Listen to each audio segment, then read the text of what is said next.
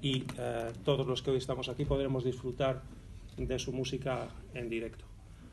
No me queda decir nada más, ella podrá dar unas pequeñas palabras explicando cuál es la base de su música, qué es lo que vamos a escuchar hoy aquí, y por mi parte nada más que reiterar nuestro agradecimiento a todos ustedes por estar hoy aquí acompañándonos. Espero que María poco a poco se vaya ganando el puesto que le corresponde en la sociedad. Es una de las grandes compositoras del país. Hemos tenido la ocasión de interpretar música suya y nos encantará seguir haciéndolo en el futuro. Y sabemos que así será porque es una persona tremendamente inquieta.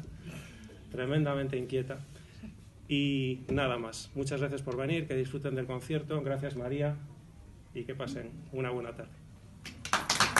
Con tus palabras, Carlos. Es un cierre. Después de esto, ¿qué decir? Que muchísimas gracias, de verdad, Cercano, lo que ha dicho él, por dejarnos presentar este libro aquí. Muchísimas gracias a Carlos por apoyar esta iniciativa, ¿no? De sacar un libro que no es algo fácil y bueno, yo sé que él pues, se ha volcado en ello y se agradece muchísimo.